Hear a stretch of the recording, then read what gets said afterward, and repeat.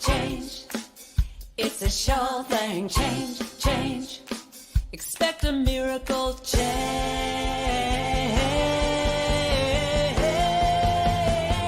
Watch me change when you change the way you look at things.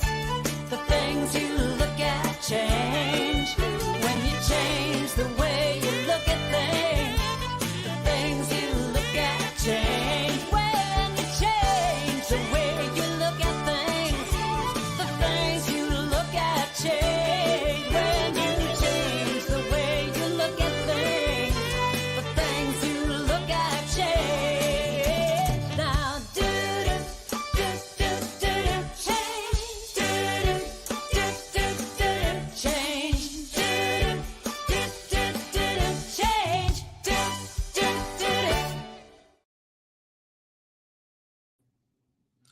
Good afternoon and welcome to Spirit Cafe Show. I'm Barbara Jean and my co-host, the beloved Cheryl, is not with us today. She is preparing for her wonderful son's wedding this weekend. So we'll just send her lots of love and have her back very soon. Well, I'm so delighted to be back here with you today, and I want to begin with the land acknowledgement. We work, live, and play on the historical and traditional territory of many First Nations. And as we gather on Turtle Island, we as settlers are grateful for the opportunity to meet here. And we thank all the generations of people who have taken care of this land for thousands of years. We include the Métis, the Inuit, and all Indigenous peoples. Also acknowledging that as we continue to grow and expand on these lands, there is still unresolved and dangerous inequality and discrimination toward our BIPOC and 2S LGBTQ plus family. And by making these acknowledgements, we strive to be allies and take an active part in reconciliation. We recognize our oneness, we realize our history, and we choose to create a new reality. We are one. Well, I am excited to discover my guest today, the Reverend Brenda Peters. She's a senior minister of Unity of Omaha in Nebraska, and she has a passion for transforming lives, being of service to others, and continuous learning. And in her search for her spiritual path and her faith, she found unity. Welcome, Reverend Brenda. Thank you very much. I'm so grateful to have you here today and to talk about how to have courageous conversations. Yes. Oh, so let's start there. What do you think the most important element is in beginning that process? I think the most important element is first a willingness. Because if you're not willing to even start having a conversation or looking into, gee, how do I feel about having this conversation? Then, there's no chance of moving forward with it. And then after that, of course, I think vulnerability and authenticity go hand in hand with all three of those. So. Yeah, I think vulnerability is really a big one, especially when we look at, our world today and the racial tensions and things like that. If we're going to have conversations with someone who is raised in a different culture than us, there can sometimes be a little bit of trepidation about what can I say, what can't I say. So where do we go with that, do you think? Go with starting a conversation? Yeah, maybe you're looking at the news today and you see, there's been yet again another murder of a Black man, by police or whatever. And how do we bridge that conversation as white women? Yeah, that's a great question. First you have to find somebody who is willing, again, to have that conversation with you. Yeah. And then, I always like to start off courageous conversations or difficult conversations or challenging conversations with, look, I don't know what I don't know. And I'm totally aware that I don't know a lot. Yeah. Yeah, that's such a great place to start. Yeah. Honesty, right? Mhm. Yep, Honesty. absolutely. And Yeah. then that kind of breaks down the, like, I am not an expert. So please don't look at me like that. And I'm also learning and trying to grow and coming to you and having this conversation. I'm looking to you to be my teacher. So can you please help me through, navigate whatever it is, language or an understanding of, what's happening or how you feel about it or what your culture says around this, Mhm. and then try to go forth from there. But I do believe that setting that foundation of, I have no idea and I'm just trying to learn. So are And you that's willing to teach? yeah. Yeah. Yeah, and that's a great place. I think we have to be careful with expecting them to teach us though, because a lot of times they go, go educate yourself. It's like, and fortunately, like what I like to say to people sometimes, because I was the minister in two different Black churches for the better part of 12 years. And from the podium, stepped in it a couple times, probably more than a couple times, but a couple times where it was brought to my attention. And when somebody said to me, "Well, you said this, do you really think that was appropriate?" And I, went, "No, it wasn't appropriate." And from there, we were able to have a conversation Mhm. because I acknowledged that they were right. And I didn't have to feel bad about it. I mean, they know that I was raised by a white family in a white city. And, it's like that's my knowledge. That's what I know. And so I am learning. But what I did do is take it upon myself to do a lot of reading, a lot of studying. And I think that's part of the process as well, is to read as much as possible so that when somebody's talking to you about, well, I'm sorry, you can't say you're the black sheep of the family in front of a black congregation. Like that's a Mhm. definite no. Um, and that's what I did. Of course, as soon as it came out of my mouth, I was wanting to pull it back, but Right. it's I knew it was wrong right off the top. And so when somebody came to me and said, "Do you really think that was appropriate?" It was really simple to go, "Absolutely not." And Mhm. then they were able to talk about their feelings and what was going on for them. So there's so many ways to broach it. And I love what you said about I don't know what I don't know. Mhm. Yeah. And I think you hit on another really good point of for what we need to do as far as the people coming to start the conversations is to not feel guilty Yes, yeah. because when at least in my experience, I know when I come in a conversation with guilt and shame, then I'm just trying to defend myself always. And And defense is offense. yep. And that's not at all a courageous conversation. That's just me defending myself. So, That's me in my little victim puddle trying to escape from it, and I'm drowning. right. Yeah, Yeah. absolutely.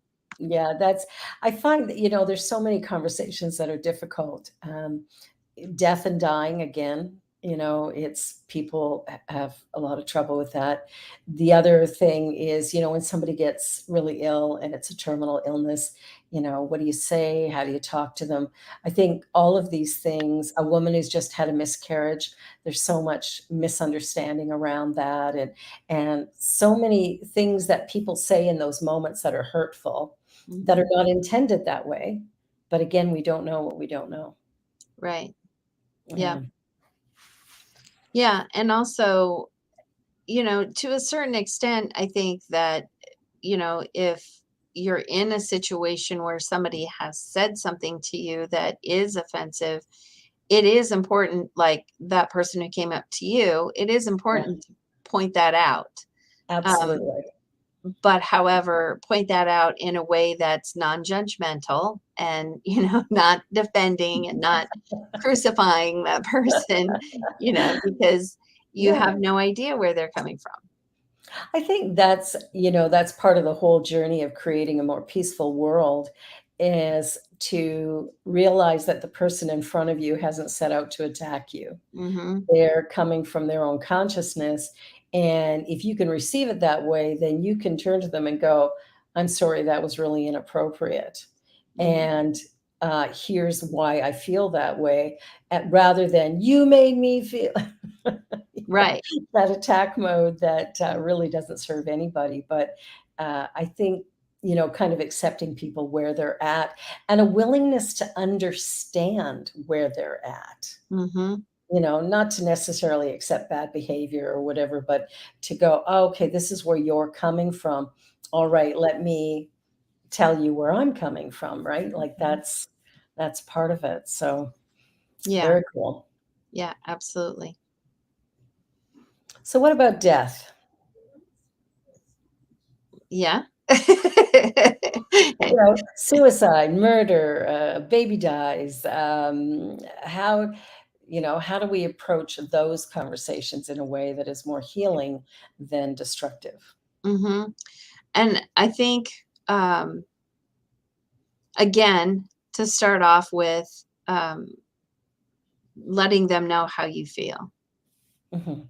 and that that you're there for to support them. And Yeah. when there's a death, or and honestly any kind of death, Yeah. I try to say as little as possible. Good answer. Because I just want to be there for them, and Yeah. let them talk and lead the way. I don't have any idea what they're going through and what's happening in their minds, and I'm not about to step into that and pretend like I do, or pretend I know why it happened. That's the other one, right? Mhm. People, it's so interesting how we like to fill the air. Mhm. Yeah, because we're uncomfortable. We're uncomfortable with silence, we're uncomfortable with what's going on, and so we're trying to figure out what to say, and in doing that, we've actually stepped in the middle of that big puddle, and we're drowning because the last thing they need is for us to tell them stuff. They need Mhm. somebody to listen. Right. Yeah, Yeah. absolutely. And that's in fact one of my talks just recently. I said, get used to be comfortable with the uncomfortable, because the more that you can do that, the Yeah, better off you are in every absolutely. situation, and especially in courageous conversations. If I'm okay being uncomfortable, and I'm not coming from that space of defenseness, Yeah. or guilt or shame or any of that. I'm just Fear. uncomfortable. And I can verbalize that even to that person. Look, I'm uncomfortable and I don't know what that's about right now. And the thing is they're probably uncomfortable too. Mhm. Right? It's how do we broach these conversations in a way that is respectful and compassionate? And Right. it starts by being compassionate and respectful with ourselves. Mhm. And then from there, we can share that with the person that's in front of us. So, yeah, I agree completely. Just speak the truth and do it quickly. Right. I think Yes. that's sort of the key to most things. Just and show up as yourself. I think Yes. we've forgotten who we really are. And if we go back to those first 2 or 3 years of life, that's the real us. That's Mhm. the us that was, sort of free and open and still, truly tied to our essence, Mhm. before we got all these messages of, we did this wrong or that wrong. And then we started to sidle our way away from the true divinity within us. And it changes the game in a really big way. It does. And if you're able, like in the example of a death, if Mhm, you're comfortable and they allow it also, mhm. just holding their hand and looking in their eyes, Yeah. or giving them a hug, Yeah. is that goes a long way, more than any words could ever. Yeah. So when you're able to do things like that, then they really get that sense of comfort and support from you. um Absolutely. Yeah. yeah. I think that's And I know when I first became a minister, I think, when I first started my training, a little bit of information is actually a bad thing.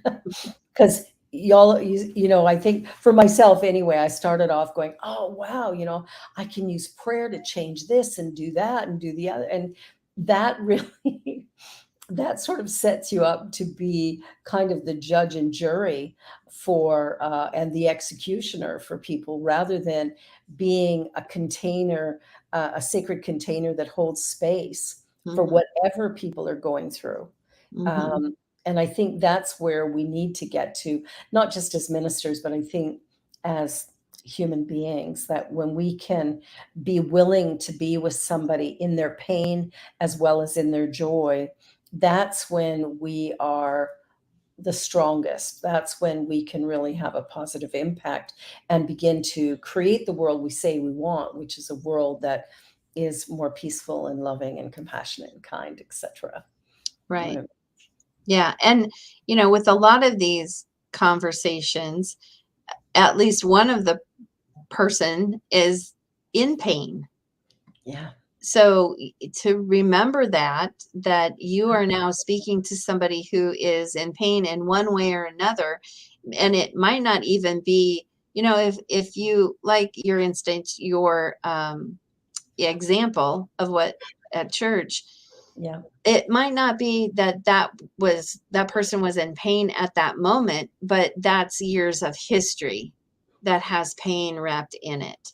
So Absolutely. there's an underlying pain there. So I think that's another thing to recognize, that they are in pain on one level or another. So, Yeah. Yeah.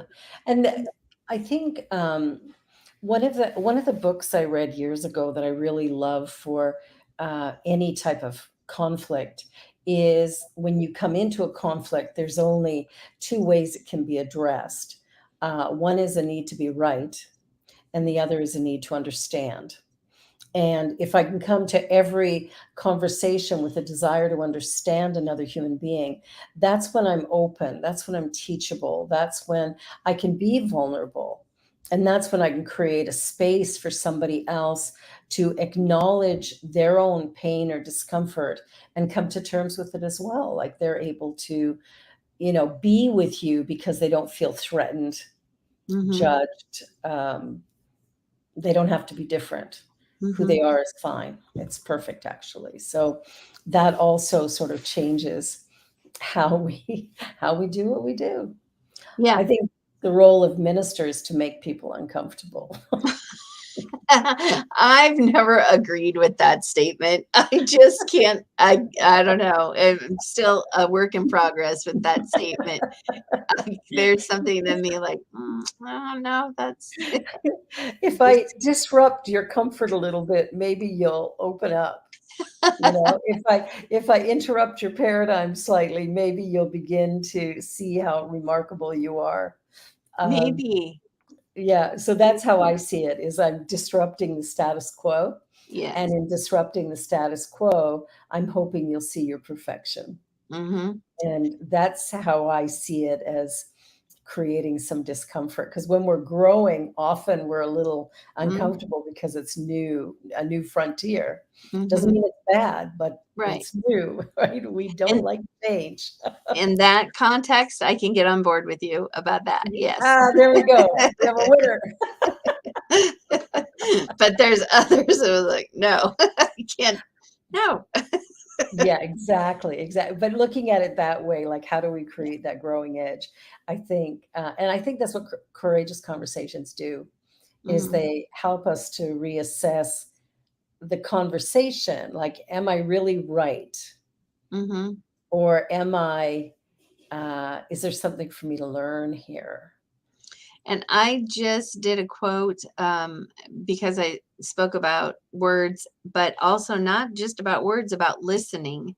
And there was a quote, and I cannot remember who it's from right now, but it said, listen to understand rather than to respond.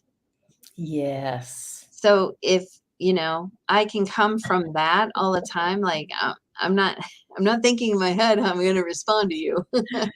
but I'm Yeah. actually there and present in that moment. Um, and I think that's where sometimes the vulnerability comes in, because sometimes we don't want to hear what they have to say just because of our own feelings. Like, It's true. ooh, I have to feel. Yuck. I don't want to do I that. remember my first year of ministry, in fact, probably my first 6 months. And I had a member of my board lose it with me um, over something that really didn't make sense. It was just about writing my paycheck, actually. And they were like, "Oh, we can't do," and I went, "Well, we can because money's there, and the agreement's been made. The contract is signed, and so you Mhm. need to pay me." And anyway, he was really upset about that. And what's interesting is then I had a couple of other board members who were like, "Who do you think you are?" You're kind of carrying on, yelling at me. And I'm like, "Oh man, what did I sign up for?" And I went to a conference, a weekend conference with some senior ministers. And I was talking to one of them going, "Oh my gosh, like, what do I do?" And he looked at me and he goes, "Nothing." He says, "It's got nothing to do with you. They're going through their stuff. They're doing it like it's got nothing to do with you. You don't defend. Don't don't sit back and go, well, I need a bit. No, don't even go there." And so I go back at the next board meeting. My president and treasurer both resigned because they were mad at me.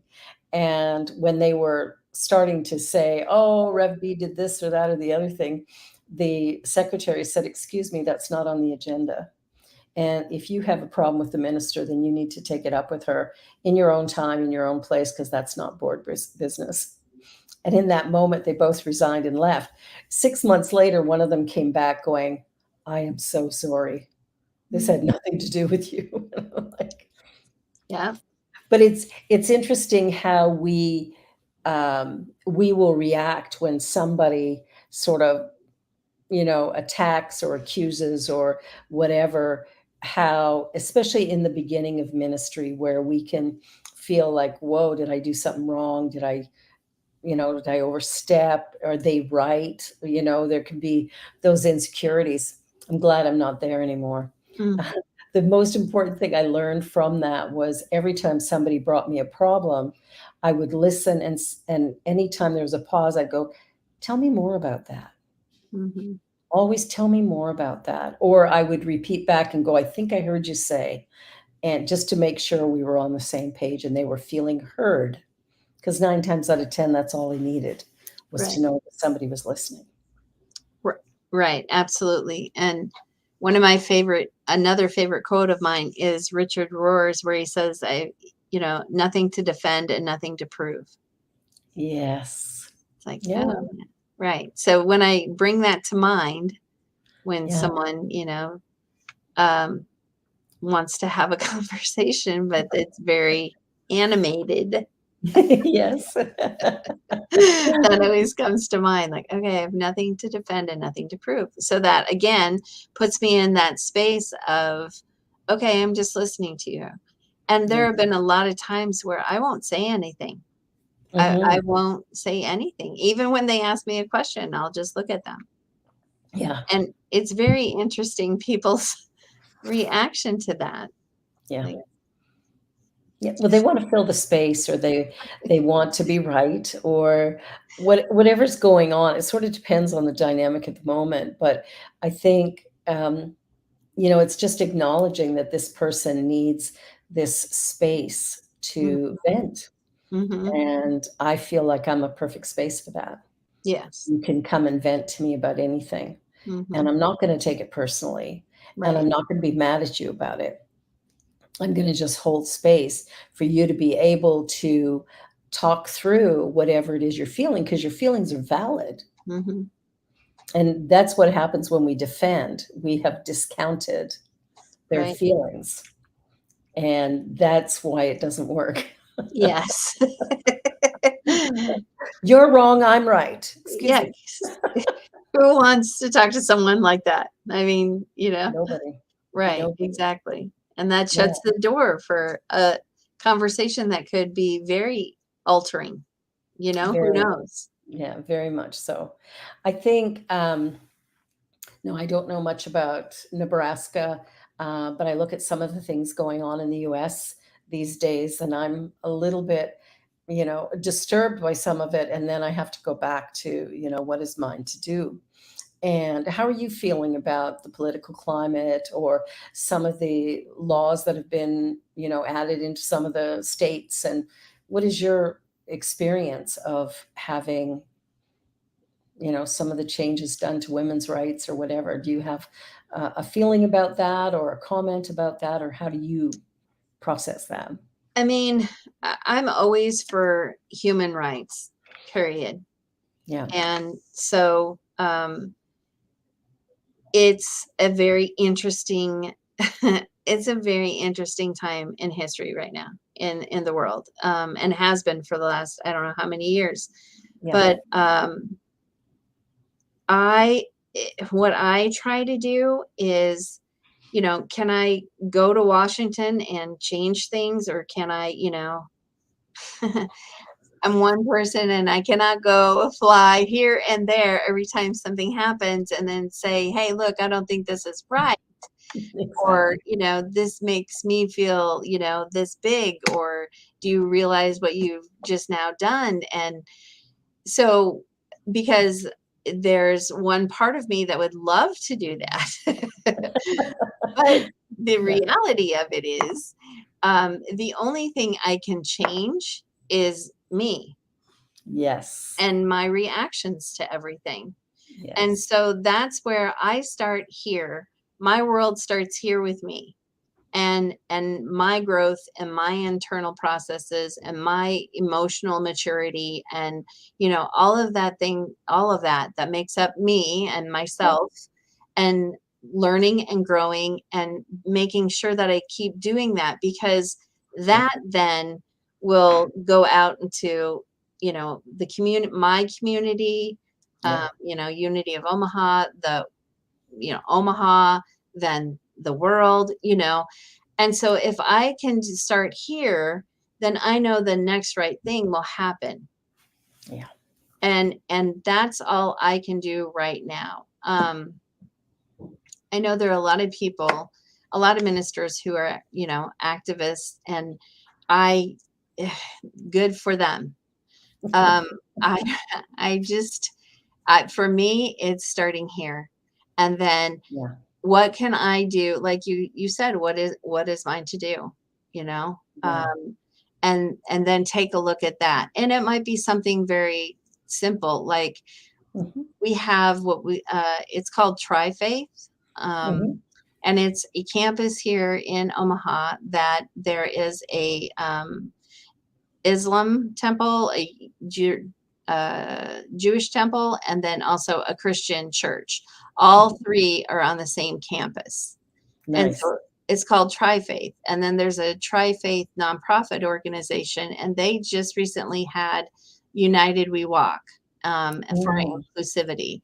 And so I was a part of that, because, Nice. again, that's something that I can do and say, we're here, and this is what we believe in. And we also, I also participate in Pride. We participated Unity of Omaha in Pride, and Yeah. again, to show people that we're a safe space. um, Mhm. those are the things that I can do that can make a big difference. Yeah. And you never know how big of a difference it makes until someone tells you the story. Oh, Yeah. I saw you, and then I came to your church, and then, you know what I mean? And maybe they go on as activists or leaders. Um, Yeah, and that's absolutely the role I think we play. mhm, I consider myself a bit of a social activist, but, again, like you said, the work starts here, that I can't see the world as broken, because if I see it as broken, then mhm, that's the energy that I'm putting into consciousness, which expands the problem. So I have to begin to see that everything is actually in divine right order. mhm, And then from there, I take my steps going, what is mine to do? What mhm, can I do now? And it might be a Sunday message. It might be, you know, it could be a lot of different things.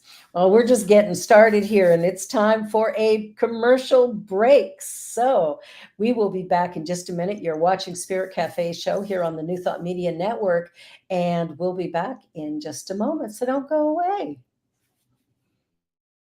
I was made in the image. I was made in the image of love. I was made in the image. I was made in the image of love. Here and now I can see I was made beautifully. I was made in the image. I was made in the image of love.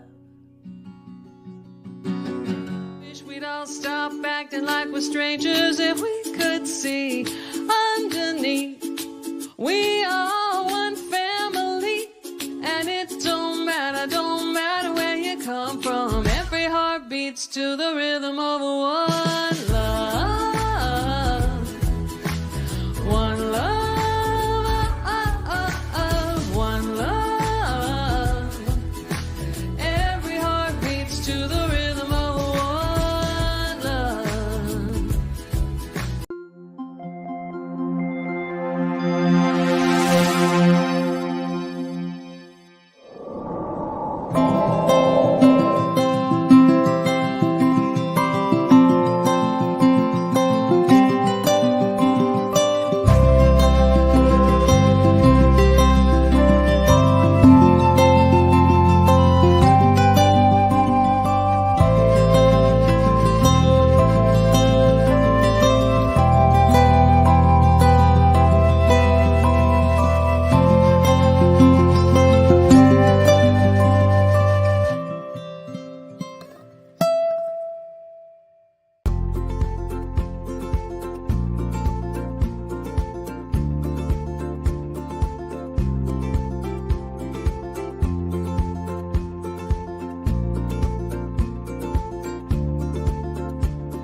Blessings, everybody. My name is Jafon Seeley.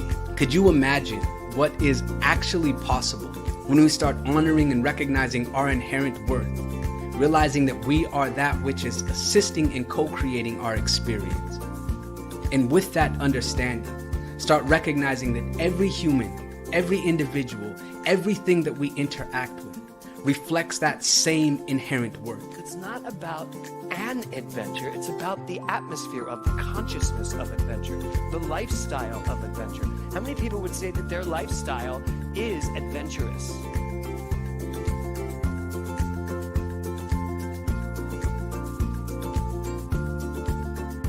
My name is Lisa Benson. I'm a diversity, equity, and inclusion consultant and the author of Anchored in Bias, Fired Over White Tears.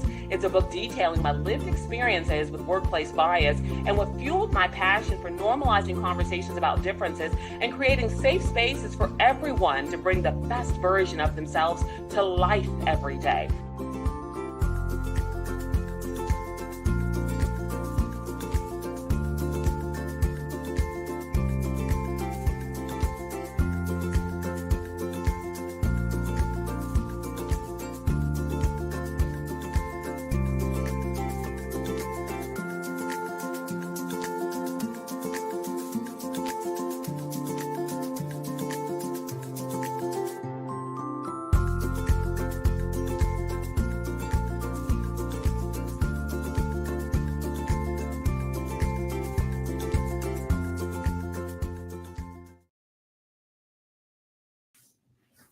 Welcome back to Spirit Cafe show. My guest today, Reverend Brenda Peters from Omaha, Nebraska. And we're talking about all kinds of good stuff. So let's talk about something else. How about transgender or gender fluidity or the LGBTQ plus? I don't know. Where do we start with that? There's some confusion about gender identity and things, and it really does cause some challenges for some people as they try to not necessarily dismiss or discount, but to try to understand young people today or even older people today who are coming to terms with who they really believe themselves to be.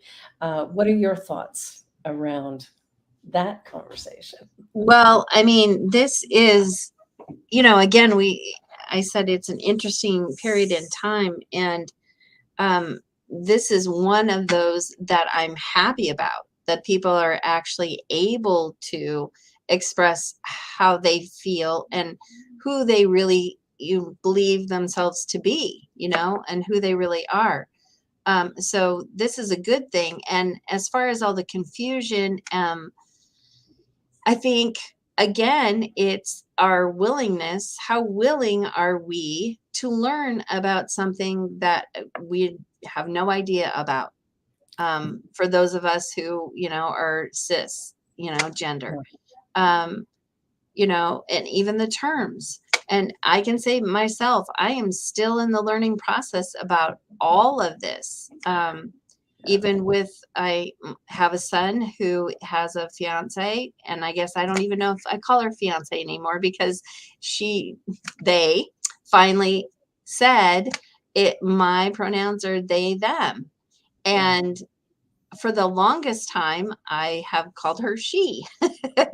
And I said, why didn't you tell me this before? Because, I felt bad. And see, there again, there's the guilt. I felt bad and ashamed, like I should have known, which I don't know how I would have known, because she didn't tell me. And so they didn't tell me. And this is the process that goes through my mind.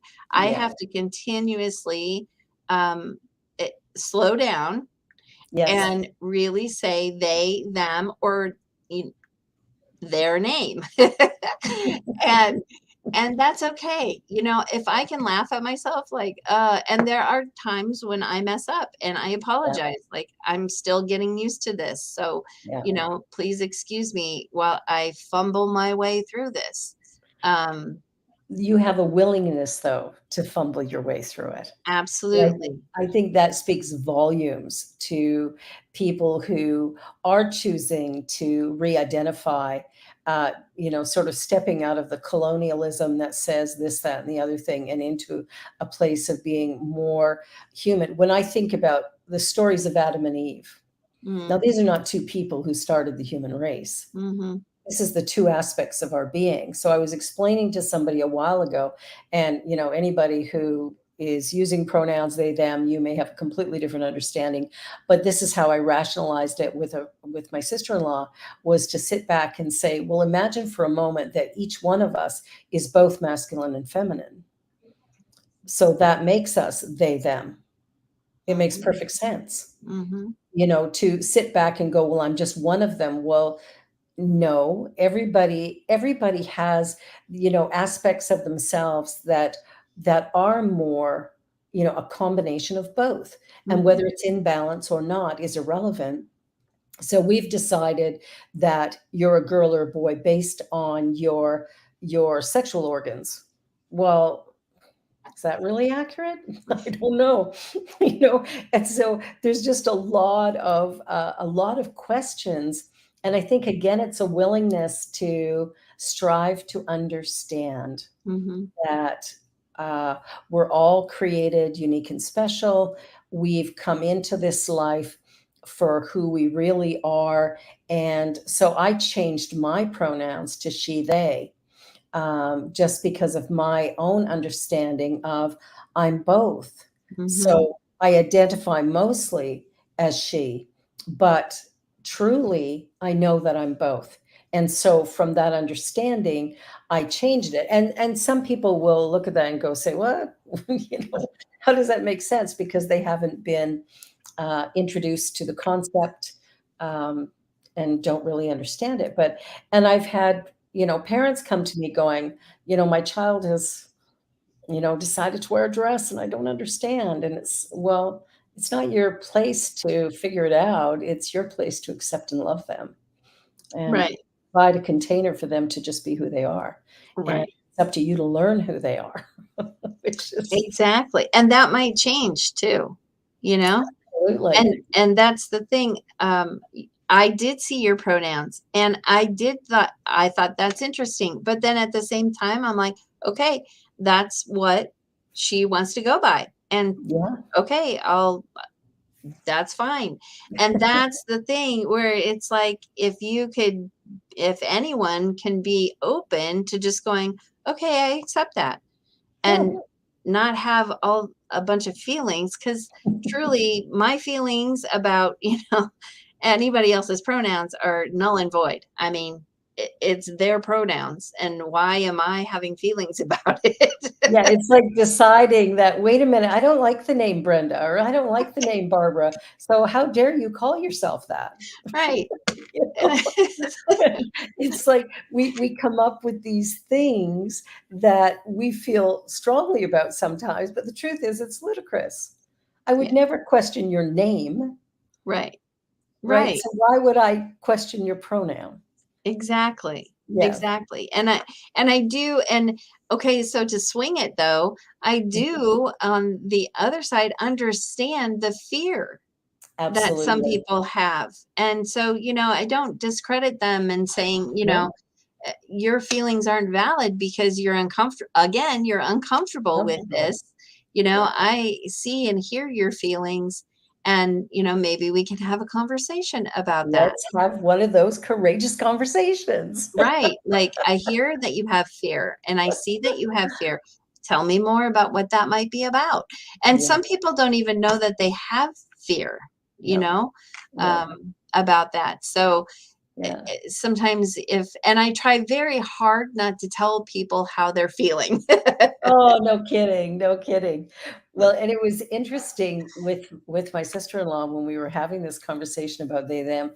She's like, "Well, that means more than one. Like, I don't understand. That doesn't make sense to me."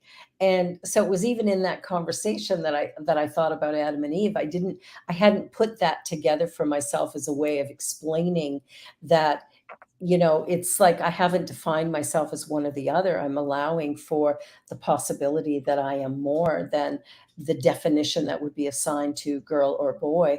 Mhm. And so, it was interesting to have that conversation because it helped me to, better understand the whole concept. Mhm. And, we sometimes will get parents who find out their child is gay and they don't quite know what to do with that. And it's like, again, like Cheryl just said in the chat, exactly whose business are we in? Mhm. And the key is that I can only do for me, from me, as me. And if I just allow you to be you, then we can find a place to actually learn and discover and expand and come to know the world and how it works in a whole new way, because your perception of reality will be different than mine. Mhm. Although we seem to be on the same page for a lot of things, it's like, but we're still unique expressions of that divine mystery that we live in. Yeah, absolutely. Yeah. Mm. Yeah, it's again interesting, and I was very happy that my son's partner was able to come out to me. Yes. They haven't even done that with their parents, and that to me is part of that. What is mine to do? Well, it's mine to learn and mine Mhm. to grow, and then also mine to be open, so that others will Right. be able to feel comfortable to be able to come out and say, here, This is me. this is me, and I okay, thank you. At least now I can Yeah. use the right pronouns, hopefully. Yeah.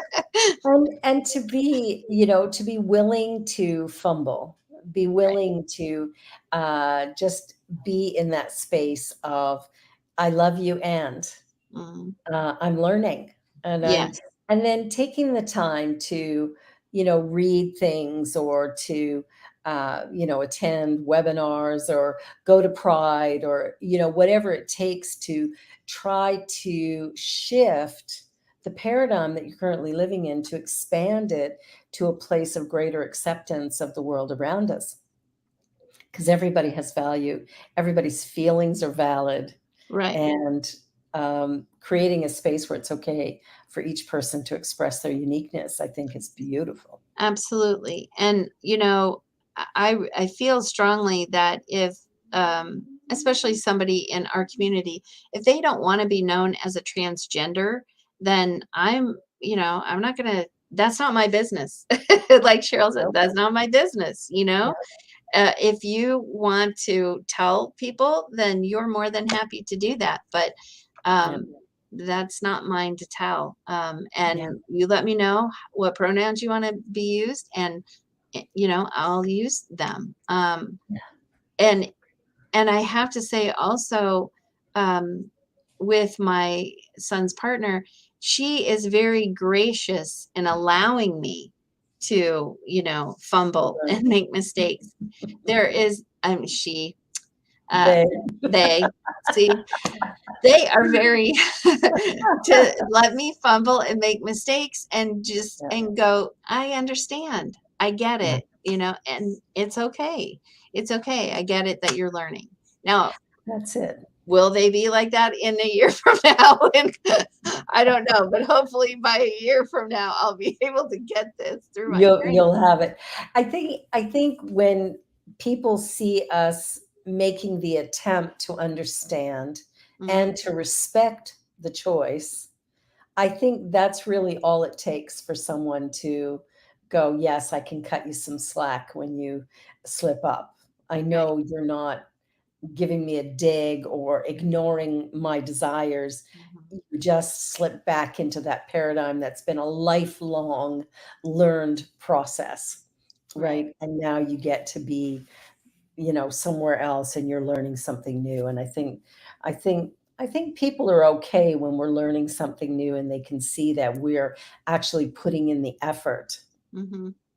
to do better so that we can respect. I think most of us know when we're being disrespected. Right. Absolutely. And again, back to, you know, having courageous conversations like that.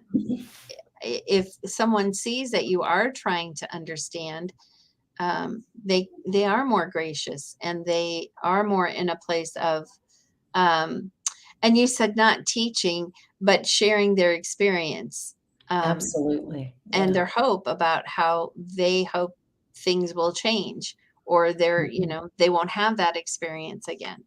Yeah. And then to be an ally to them. Well, that's an important role as being an ally. Hmm. I think Absolutely.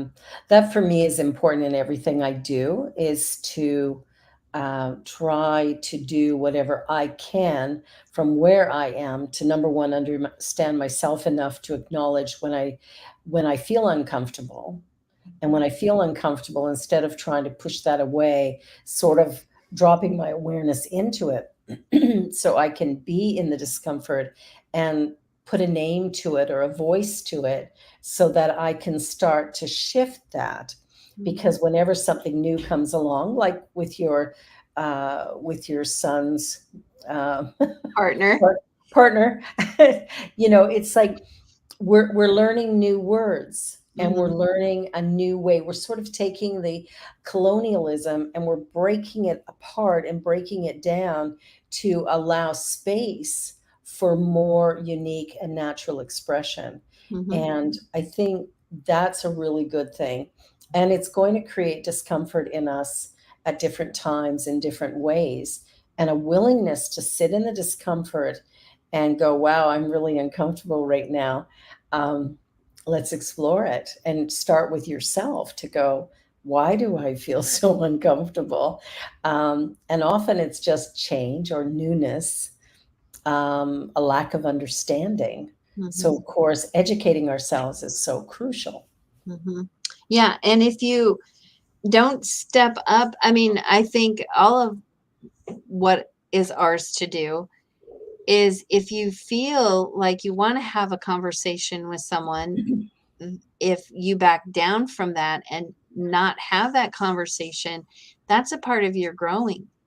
Mhm. And you've just said no to growing in Yeah. one sense or another. Um, and a lot of times I know that that's because of fear. Yes. You don't want to, offend them, which is valid. Yeah. But again, if you started off in the right context, then hopefully that wouldn't happen. Um, Exactly. It wouldn't be offensive.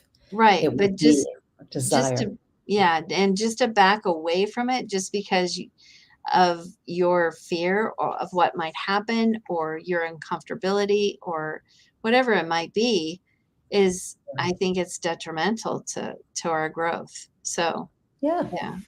Yeah, it harms on both sides of the fence, right? Right. Yes. And we miss an opportunity Mhm. to really get to know somebody Mhm.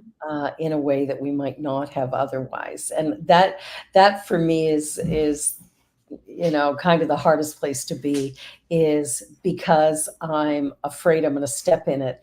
I miss out on finding out who you are, Mhm. which is my loss, right? So, Right. yeah, Or yeah, you might, miss out on gaining a friend and having a friendship that could grow so you even more than what you ever thought before. Um, absolutely, yeah, yeah, I I know that when I was young, I gravitated towards interesting people, and a lot of times they were people that were not like me. You know, I remember a gal in college when I went to college. She was from Africa, and I just loved, she could speak Bushman, and I loved to hear her talk, and I was like, "I need you to teach me this." Not that I would ever use it, I mean, maybe I would, but, um, I was always on her, like, "Teach me, and I'll teach you," although she could speak English probably far better than me, but and she was just a lovely person, and, yeah, that's something that I had no, there was none of this, "Oh gosh, I'm gonna say something wrong, and, I'm gonna offend her, and I can't be friends with her." There was none of that. There was yeah, just true, genuine, heartfelt friendship, and, yeah. the fact that I still remember her, I mean, She's a standout.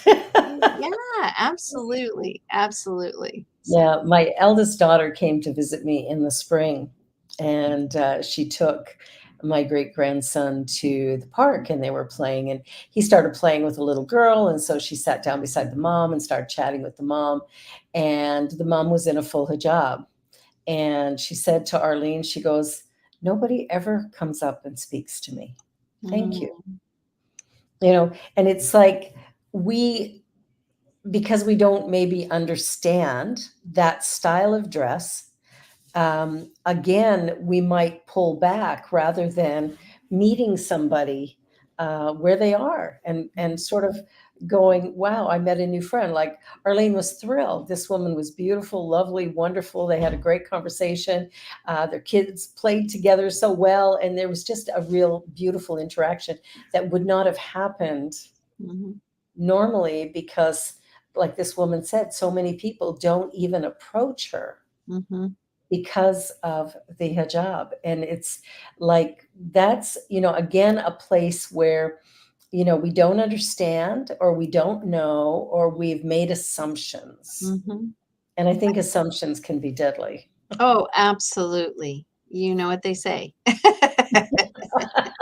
I do, I I won't do. say it, but I know exactly.